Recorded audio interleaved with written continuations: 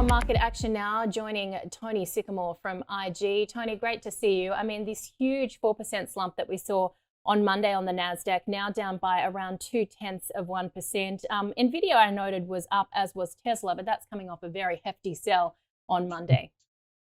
Yeah, well, some positive signs, I guess, for Tesla. We saw Donald Trump buying a new Tesla out the front of the White House overnight, trying to boost some support for Tesla, but its share price has been savaged off about 55%, along with a lot of those AI tech stocks and AI and tech stocks in the US. And that's come about as a result of, obviously, fears of a recession in the US and also question marks around the valuation of US tech stocks after the emergence of DeepSeek in late January. And also last week, we saw Alibaba putting out a new AI model. So all this idea of US tech supremacy is now evaporating. And with that, the share price gains, which we saw over the past 2 years. And as you can see, the NASDAQ, well, it's voting with its feet there. It's broken below the 200-day moving average at the end of last week. And this week, it's really broken down below some very important uptrend support coming from December 2022. And at this point of time, as you mentioned, we're looking at a significant pullback, and a 2 to 3% bounce wouldn't surprise. But at this point of time, I think you're going to be looking to sell the rip, not buy the dip. Well, let's look at what we're seeing on our market as well, Tony, because we've sliced through a number of key support levels, including the 8,000 point level. Absolutely went like a hot knife through butter last week, just broke 200-day moving average, the multi-month trend line support, and the last bastion of support was at 8,000 psychological support. And at this morning's low, we have been down below 77-ish, which takes us to around a decline of 9.85% from that Valentine's Day high we saw there at 86.15. So in doing so, we've erased $270 billion worth of market capitalization off the ASX 200. A very similar scenario playing out here. I wouldn't be surprised to see a short covering rally at some point of time, but given the uncertainty out there, it really, to me, is now moved into more of we're looking to sell bounces, not buy these dips. And that will remain my base case unless we get down towards that 7,600 area. I'd probably be looking to stick my hand up down there. Or alternatively, the ASX 200 gets back up above that trend channel support, which is now at around 8,200. So a couple of levels to keep in mind there at this point of time.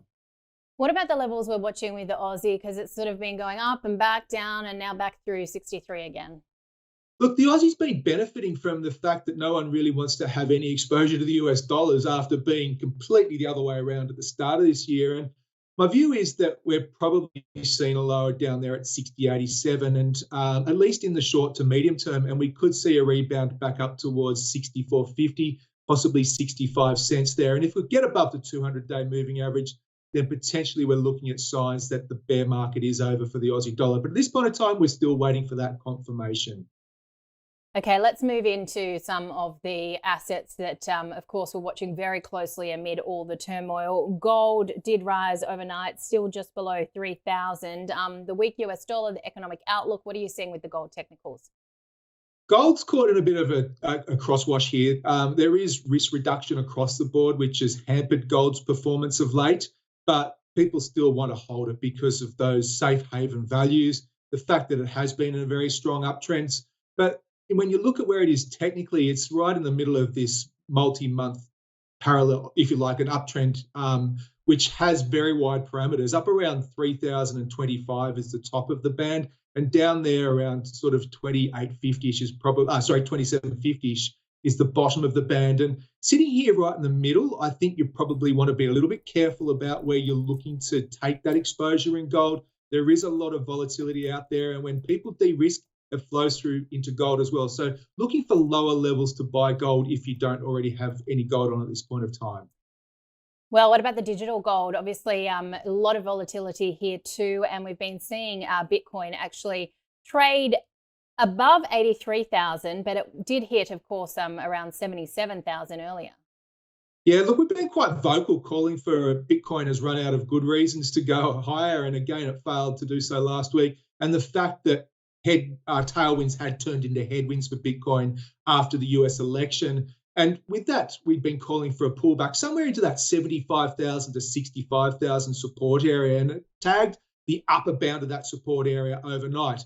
I like what I'm seeing there in terms of a nice bullish reversal candle. It's back towards those support levels we've spoken about, but I really want to see it get back above the orange line, which is a 200-day moving average. Let's say around 84,000, gets back above there, then you could probably look to say the correction in Bitcoin is complete. It's been a really nice pullback and a very orderly pullback as well in terms of how Bitcoin moves. So if we can get back above that 84,000 area, I'm probably moving towards a positive bias for Bitcoin in the weeks ahead.